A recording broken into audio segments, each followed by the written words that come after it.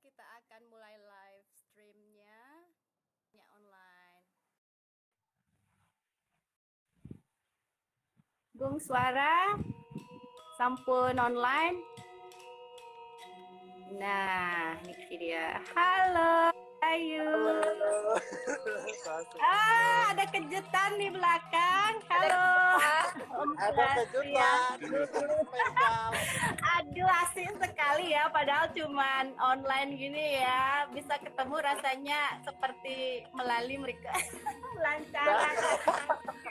Asik sekali. Cari ingat sarengkon.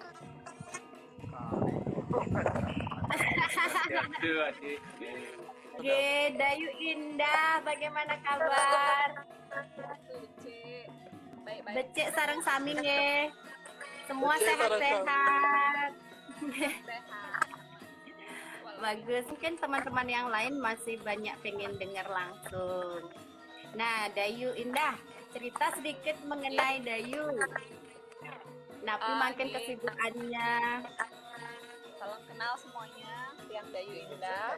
Kesibukan ibu rumah tangga sebenarnya, tapi lebih sering ke nari, lebih serius ke nari. Ya, kadang-kadang juga suka melukis, cooking di rumah, itu sudah pasti. Iya lo, pinter banget masaknya ya. Itu ngikutin WFH. Jualan-jualan nih sekarang nih. Sembari di rumah saja, karena kan kita kalau menari mungkin agak terbatas dikit nih. Kena imbasnya sekali kita nih, apalagi mungkin pementasan mungkin tidak bisa lagi. Gung suara, bagaimana bisa kenalan Ya. mungkin? Oke, Tiang sekarang ngajar ke di STD Bali, namanya itu kampus desain ya, khusus. Nge, khusus desain. Ya, jadi kesehariannya begitu sih. Ngajar online. Ngajarnya online kan mungkin ya? Iya, makin online. Kalau biasanya ke kampus, cuma sekarang online. Nge. Oh, waduh, bagus lah nge. Nah, mungkin karena ada tamu kejutan, nggak tahu nih pasti semua orang sudah kenal nge sama tamu kejutan kita, tapi enak sekali ya kalau kita bisa mendengar dari Ajungnya sedikit mungkin. Dados nih ke. Om Swastiastu. Selamat jumpa. Yang lahir di Kaleran ternyata dari almarhum anak Ajeng itu tapi sekarang posisi Tiangki melanjutkan untuk di bidang seni tari dan tabuh klasik dan kebijakan yang berkegiatan bawah naungan Balerum Mandera Sri Nepia Waditra. Tetapi sejak adanya wabah corona kita tidak bisa beraktivitas. Tapi senang sekali hari ini bisa ketemu, walaupun jarak jauh kita sangat bahagia dan bangga sekali. Yang sendiri sih memang sangat suka sekali dengan Legong. Kebetulan yang sudah belajar beberapa Legong di Tiangki dari Lasem pertama, setelah itu Jogok, Sampun, Empir, dan Semarandana juga sudah. Jadi Tiang berusaha mikir lagi apa sih kira-kira yang belum, dan kebetulan Layon ya yang belum. Jadi itu sebabnya Tiang pengen sekali belajar dan untuk tahu lebih jelas lagi tentang Layon. Pertama sih masih di koreo kita sekarang, masih belajar minat. Itu sih kalau Tiang pribadi. Mungkin kalau dari bisa. Oke, Tiang memang dari kecil sudah senang menari ya. Jadi menurut cerita dari orang tua, dari keluarga, pas saya balita juga sering mengikuti orang-orang latihan nari di belakangnya lah ibaratnya. Kalau ada orang nari pasti saya di belakang kayak ngikut, bawa kipas, latihan apapun pasti saya nyontek gitu, maksudnya ikut dari belakang. Jadi memang ya, jadi saya memang suka sekali menari dari dulu sih. Saya sampai sekarang pun merasa bahwa diri saya ini memang paling nyaman jika saya saat menari gitu. Itulah Tiang diajarin tari Legong sih sama Ajik Tiang, anak Budi Bagus juga, sama Niki Ajung Tiang ke dalam, sama Buge buat anak Agung Raka. Jadi kita diajarin sama mereka dan pentas di dalam puri ya, di sini Pura Dalam Puri namanya. Jadi saya pentas solo, legong tapi solo sendiri, diiringi sama Genta Buanasari itu yang saya ingat itu ya, Genta Buanasari. Dan saya disitulah mulai saya belajar legong karena saya suka sekali dengan legong itu. Walaupun yang selain itu saya juga belajar baris juga gitu, di Pak Jimat. Kebetulan kita satu misi dan visi kalau di bidang tari. Jadi pikirannya bersama ya. Ya, jadi visi selain kita suka yang klasik, mungkin keingin suka explore juga tentang tarian-tarian klasik dan yang belum kita pernah lakukan gitu sih, supaya kita tahu bagaimana rasanya. Memang sih prosesnya lama ya, tapi kita mencoba untuk terjun lah dulu untuk awal gitu. Rasanya gimana sih?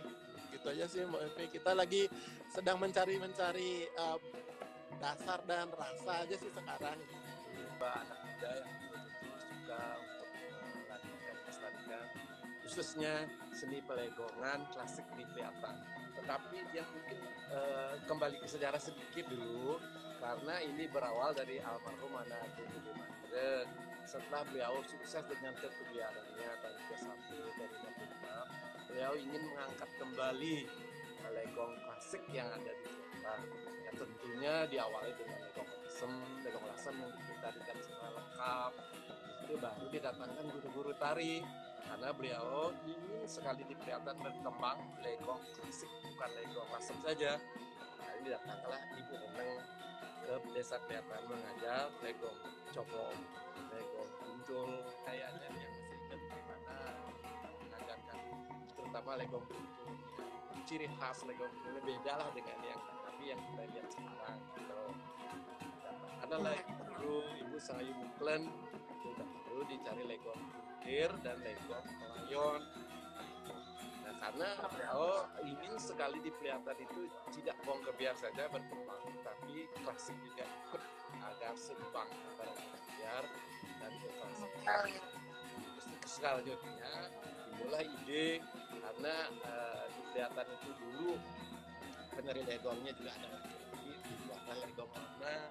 Ada harapan anak-anak di bersama saya buatlah suatu legong lanang yang tidak ada garapan legong Bangus, Indramayu dan Bedahulu, Raja Bedahulu. Ada 3 garapan ikut khusus dilarikan adalah legong lanang. Terus seperti ini dari Indah Gonde, kita memang mengharapkan apa yang diinginkan oleh leluhur kita anak itu bisa terus berlanjut dan depan, dan terutama dan dicintai oleh masyarakat lain. Bukan kita aja yang harus bertanggung jawab, semuanya. Karena tokoh-tokoh itu Ibu Sayu Muklen kalau udah nggak ada, siapa lagi? Kalau nggak kita yang ikut sempat apa yang kita bisa gali dan kita ingat kembali supaya hal-hal yang berbau klasik, ya baik agam kita tentang tandang tangkis, kita tidak kalau bisa-bisanya sesuai dengan koreografi yang diajarkan oleh beliau. Karena beliau lah kita ada sebagai karakter. Tujuannya seperti itu. Ini Doli Suara dan Dai Indah kan anak-anak milenial dengan sekarang mudah-mudahan dengan keterlibatannya ini, dengan teknik-tekniknya, dengan alat-alat yang sekarang, semua itu bisa digantikan. Harapan kita sesuatu. Legong style Peliatan dengan desa lainnya mungkin juga. Oke, semua. Kalau pelegongan pada dasarnya prinsipnya kan sama, agam kanan, agam kiri, struktur tangan, tetapi detail-detailnya setiap desa, setiap daerah itu mempunyai karakter sendiri. Karena kalau di Peliatan, sekali lagi sudah dijelaskan dulu, antara tabuh dan tari harus connect. Tidak boleh kita menari melupakan atau mendahului atau membelakangi tanjak dari tabuh. Harus pas, harus klop, harus connect. Baik seledet, balik kaki, semuanya harus jadi satu jalinan yang terpadu, sehingga orang menonton seperti suatu jalinan antara tabuh dan tari itu udah jadi satu, seperti itu. Perbedaannya di sana dengan tari-tari legong yang lain. Dan kelihatan juga ada ciri-ciri khasnya, seperti tadi udah dibilang, kita itu lebih power ya untuk menarikan daripada style legong-legong yang lain. Walaupun yang lain juga pasti menari dengan power, tapi sini lebih getar, gimana menggetarkan hidungan dan menggetarkan leher, itu lebih jelas, menggetarkan kaki itu lebih jelas daripada yang lain, gerakan yang lain. Yang lain juga tetap ada direksek, ada kejar palu sama, cuman getarannya yang berbeda, seperti itu. Nanti contoh, nanti kita kasih contoh mungkin di legong pelayon. Nah itu legong pelayon juga nanti kita di pelihara ini kan gini, kalau legong lasem itu adalah gurunya Gusti Biang Sengok. Dia mempunyai teknik untuk mengajar murid-muridnya, terutama untuk olah tubuh penari yang akan jadi legong itu betul-betul melalui proses saat ini bukan koreo saja. Mereka sambil mengajar menari dikasih tahu apa sih maksud tarian tersebut, cerita, jadi bisa penjiwaannya masuk ke penari. Tubuh dari penari itu selalu akan dibantu setelah dan sebelum menari. Itu seperti sekarang adanya dimasas lah gitu, kalau oleh pelatih supaya ada gerakan, karena ada kelenturannya supaya ada, kedinamikannya supaya ada, mulahnya leher itu tidak bisa diam, leher itu harus membuat angka 8. Ini makanya dibantu dengan gerakan ini, mungkin seperti gini, ini dari kita bantu sedikit. Jadi kalau dulu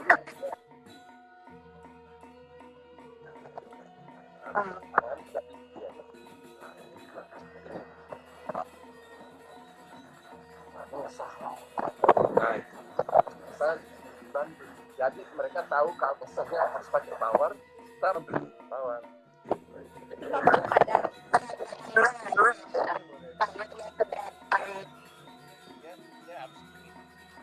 Kalau zaman sekarang kan, nah gini, mungkin gini, lurus. Gini. Harus. Jadi rasanya kayak dimasas, bener-bener Nah, dimasas. ini dari yang merasa. Ini rasa, tenaganya itu harus segini keluar. Ya. Kita salurkan dari mungkin itu yang kita makan walaupun sedikit, tetapi seperti itulah kalau orang dulu zaman Gusti Biang Sengok itu seperti itu, karena mereka harus seperti dagu, tidak boleh begini, harus ada 4 ini ukur dagu, karena pakai gelongan jadi yang gini kan bisa nari, tidak boleh ukur dagu. Kalau ini ada mengikat terus ini harus apa? Harus lengkung. Nah, ini ya kedua. Kalau si ibu rendang lain lagi, kita harus hormati cara beliau gitu. Dia lebih condong lagi. Apalagi kalau muncul cara-cara mencari belut gimana, nah itu mereka lakukan seperti itu. Betul-betul seperti burung yang sedang mencari, nah itu lebih ekspresinya. Tidak seperti kayak datang ibu saya muklan, dia tuh lebih bebarisan narinya, Kakinya ya. Lebih dibuka. Ya. Ini bebarisan Ya, dia. mirip. Tidak seperti Layon ini. dan tir. Tuh, kalau menarikan kuntir, pelayon harus seperti bebarisan. Karakter nadinya, olah tubuhnya beda. Olah tidak itu lagi, tidak sedikit lebih seperti bebarisan. Benar-benar seperti tari laki-laki. Ya, jadi tiang kan lihat nggak beda. Direksek kalau kelihatan, ini direksek.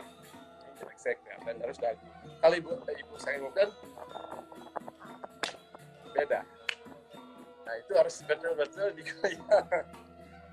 Nah itulah yang bisa kita sampaikan sedikit tentang perbedaan style legong kelihatan, karena kita menghormati apa yang diajarkan oleh guru.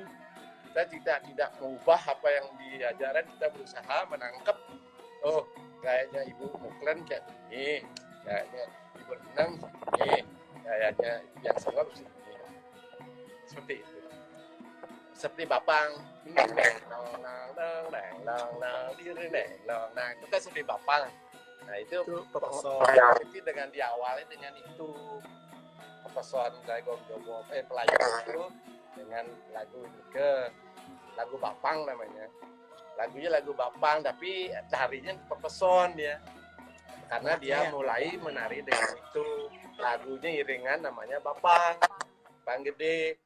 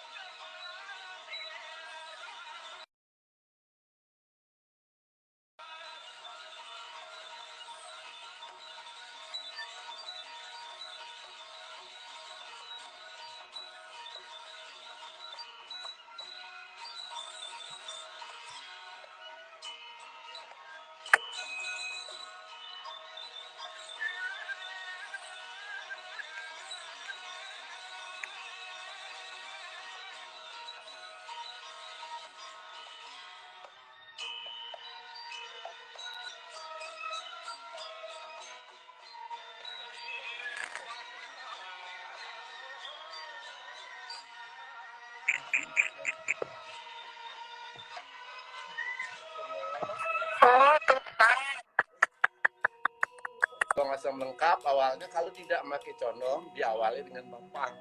Bapang kan dibilang sini memang Bapang Gede gitu. Itu pesonnya seperti itu. Pasti Bapang dia. Okay. Lalu di cerita gue juga lebih berbeda. Kalau pelayan menceritakan tetapi yang masih putri yang masih muda ya, masih kecil, gadis. Nah Niko kan versi di sana. Kalau kita di waktu Ibu Sayu Muklan mengajarkan di sini adalah mengekspresikan daripada Siwa. Siwa itu kan tokoh seni. Nah, dia itu bukan saja keras, lembut, semua itu esensi harus ada di dalam kaitan untayan koreografi pada Legong Playon ini gitu, dari awal sampai akhir. Watak dari Siwa itu harus kelihatan di sini.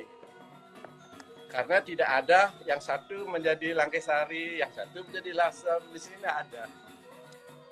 Sini karakter ya. Karakter dari dewa sendiri ya. Kalau dari Tiang sendiri sih pertama-tama ya sediakan waktu. Kita memang harus benar-benar menyediakan waktu untuk latihan.